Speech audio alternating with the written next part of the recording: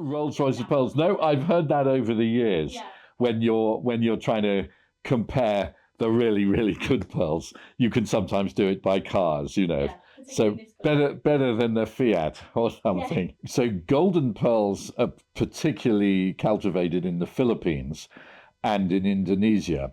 It's the oyster called Pinctada maxima, which is the oyster common to Australia as well. In Australia, the oysters are a bit more silver lipped, and in the Philippines and Indonesia, they're a bit more gold lipped. And so they actually secrete golden nacre, and then you get beautiful, beautiful golden pearls, which are completely natural in their color and their luster. Yes, an amazing, amazing pearl. So my job for 20 years has been working with the farmers from maybe 1985 to 2005. I worked with the Calis and Paspaley families, who the Paspaleys are the preeminent family in pearling in Australia, and our dads dealt together. My dad, Boris Norman, bought the first pearl harvest of Australia in 1959 and was a great friend of the Paspaley families. And we made a business together in Sydney and New York and Hong Kong. And one of the New York customers came over to Australia for the pearl harvest, and I was accompanying him. And all of a sudden, the technician pulled out the best pearl we'd ever seen in our lives, which is 21.3 millimeters, perfectly round, perfectly clean, and we call it the Paspaley Pearl. And it goes around the world on exhibitions as the Paspaley Pearl. And I was offered $1 million for it during the Las Vegas show. So I rang up Mr. Paspaley, all excited, especially since I was getting 5% commission for selling the pearls. And I said, "We've got an offer for $1 million for the pearl. Can we sell it?"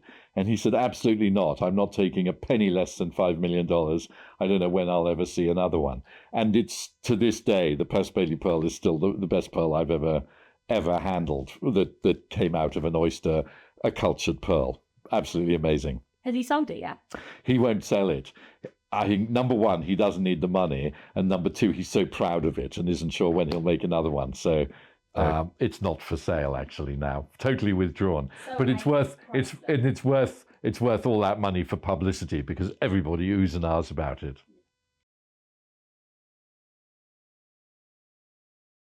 The greatest change I've seen has been that so many young designers have come into the business, or new designers, or people who never worked with pearls, that there are much, much, much more designs around pearls, and there's various competitions that national bodies run for design.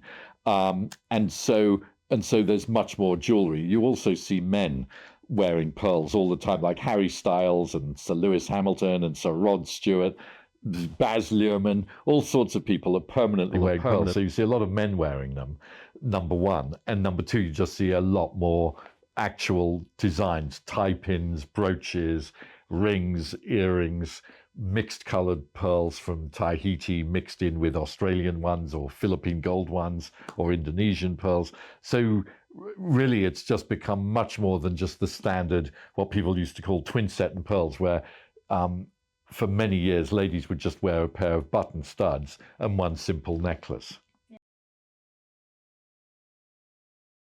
When you're investing or purchasing pearls for the first time, what you're looking for primarily is the shape, the size, the color, which are all personal choices, but it's the luster of the pearls and the cleanliness of the skin that are very, very important.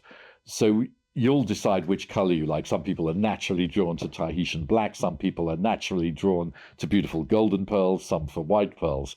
But if you have a lot of luster on your pearl, it means you've got a lot of nacre coating, and it's a bit like an onion with many, many layers. So the farmer pops a nucleus made of a shell into the host oyster. The oyster covers it in layers and layers and layers of nacre, which is essentially calcium carbonate. But the more nacre you have, the more luster you have.